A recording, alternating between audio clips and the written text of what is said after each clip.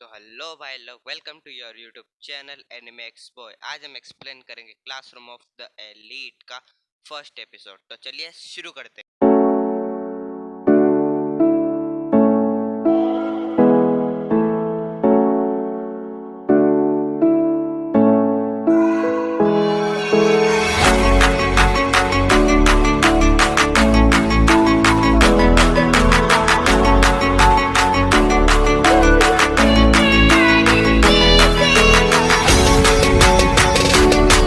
तो हमारी कहानी की शुरुआत होती है एनोकोजी के मन की बात से, जो इस कहानी का मेन लीड भी।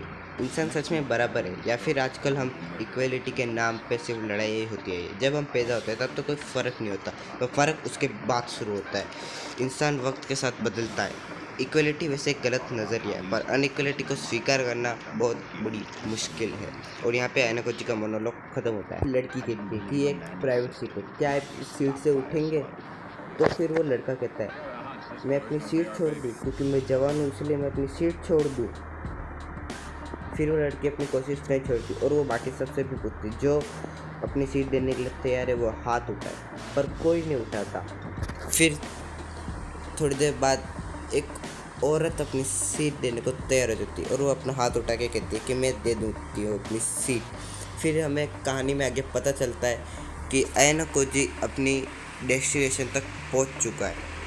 फिर बस रुकती है और फिर एनोकोजी बस से उतरता है और फिर वो कहता है, तो ये है मेरा नया स्कूल, जो metropolitan advance missionary high school. ये स्कूल जापानीज गवर्नमेंट द्वारा चलाया जाता है। इस स्कूल के बच्चे समाज में अपना सबसे ज़्यादा योगदान देते हैं और ये हमें 100% एम्प्लॉयमेंट और जॉब देने का वादा करता है। और तभी वो लड़की उसे रोक के कहती है कि तुम मुझे बस में क्यों देख लेते हैं? तो एनोकोजी कहता है, मैं इसलिए देख रहा था क्योंकि तुमने भी अपनी सीट नहीं दी, मुझे लगा तुम भी मेरी तरह जमेले में पढ़ना नहीं चाहती। वो लड़की कहती है कि मैं तुम्हारी तरह नहीं। फिर एनोकोजी कहता है तो फिर तुम मुझसे भी बात करो। फिर वो लड़की वहाँ से चली जाती है और सीन सेट होता है और हमें बताते हैं कि एक लड़का भाषण दे रहा होता है और अपना नाम बताता है, मैं हूँ हनाबो मोरिकीता, इस स्कूल का स्टूडेंट प्रेसिडेंट होने और आप सबका सीनियर होने के खातिर मैं आप सबका स्कूल में स्वागत करता हूँ। और सभी बच्चे उसको देखा भी एनोकोजी अपने बगल में उसी लड़की को पाता है जिससे वो दिन को बात करता है। फिर सीन शिफ्ट होता है और हमें बताते हैं कि वो सब क्लास फर्स्ट टीम में। और तभी वो अपने बगल में वापस उस लड़की को देखता है और वो कहता बेकार इत्तेफाक है। और फिर वो लड़की भी कहती है हाँ बहुत बेकार इत्तेफाक। भी एक लड़का उठ के कहता है कि क्यों ना हम सब एक दूसरे का इंट्रोडक्शन ले लें।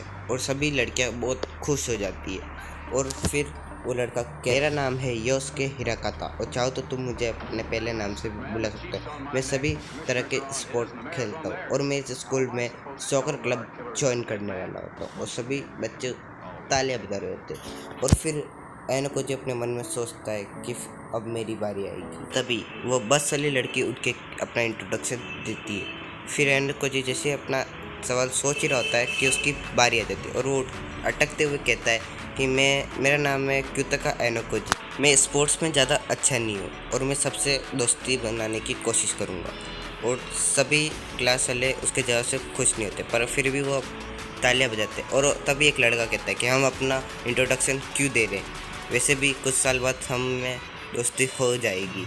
तभी उनकी सेंसे आती है, का मतलब नहीं पता तो सेंसे जापानीज में टीचर्स को कहते हैं। और फिर वो सबको इस स्कूल की रूल बुक पकड़ा देती है और सभी बच्चे एक दूसरे को पास कर रहे होते हैं कि तुम्हें ग्रेजुएशन कंप्लीट होने तक इस स्कूल के हॉस्टल में रहना होगा। इस स्कूल में तुम्हें सारी फैसिलिटी मिल जाएगी, तुम मूवीज़ देख सकते हो, शॉपिंग कर सकते हो, कैफेटेरिया में तुम कॉफ़ी कुछ भी कर पी सकते हो और तुम्हारे एंटरटेनमेंट के लिए भी बहुत कुछ है इस स्कूल में, तो तुम बोर नहीं होगे।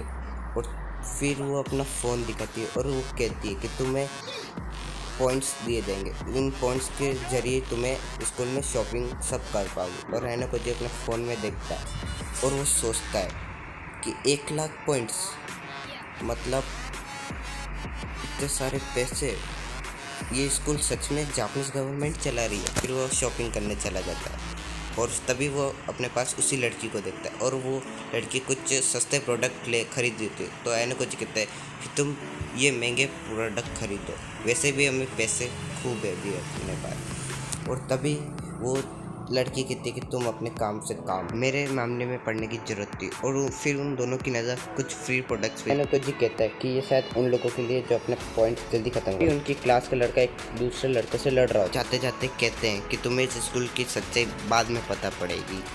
और फिर वो लड़का अपने पास में पड़े डस्टबिन पे लात मार के चला जाता है। और एनोको जी देखता है कि ऊपर कैमरा लग रहा है, तो फिर वो डस्टबिन उठाने लगा। फिर हमें कुछ दिन बाद का सीन बताते कि क्लास में सभी अपने अपने दोस्त बना चुके, सिर्फ मैंने और होरिकिता ने ही अपने अपने दोस्त नहीं बनाए। और फिर होरिकिता एनोको जी का दिमाग पढ़ के कहती है कि तुम पे दया आती है। फिर एनोको जी उसकी बात सुन के क्लासरूम से उठ के बाहर चला जाता। तभी वो बाहर कोशिता को देखता और कोशिता उससे बोलती, फिर वो उससे बोलते कि तुम होरिकिता के बहुत क्लोज हो, जैसा कि तुम जानते हो कि मुझे इस स्कूल में सबसे दोस्ती बनानी है, तो क्या तुम होरिकिता से दोस्ती करने के लिए मेरी मदद करोगे प्लीज़। और एनोको जी मान जाता है। फिर सीन शिफ्ट होता है और हमें बताते कि सारे बच्चे क्लास में पढ़ रहे होते, पर कोई सो रहा होता है, कोई फ़ोन चला रहा होता है और कोई तो कॉमिक पढ़ रहा है। और फिर बेल बजते ही चबशीरा यानी उनकी क्लास टीचर वहाँ से चली जाती है।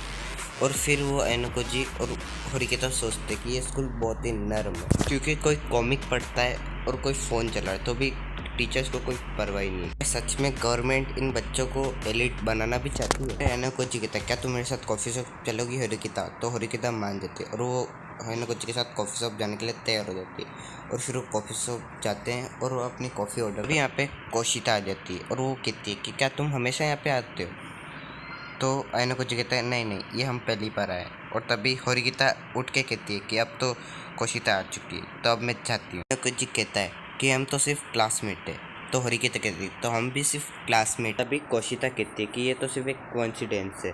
एनोको जी कहता है कि ये हमने प्लान किया। कोशिता कहती है कि होरिकिता तुम मेरी दोस्त बन जाओ, वरना तुम क्लास में अकेली पड़ जाओगी।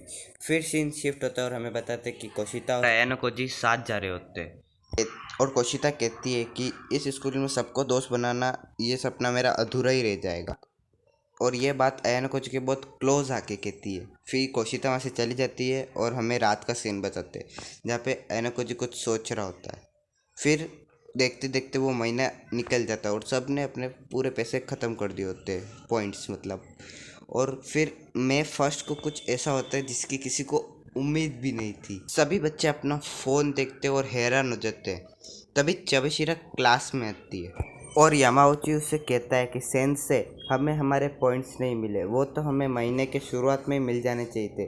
तभी चबशीरा उसे कहती है कि तुम सबको अपने पॉइंट्स मिल चुके हैं, ये मैं यकीन से कह। सुन के ईके कहता है पर हमें कोई पॉइंट्स नहीं मिले, और बाकी सारे बच्चे भी यही कहते। तभी चबशीरा कहती है कि तुम्हें कितने बेवकूफ़ हो, कुल मिला के 98 एब्सेंट्स और क्लास में फ़ोन चलाना और बातें करना, कुल मिला के 391 टाइम्स।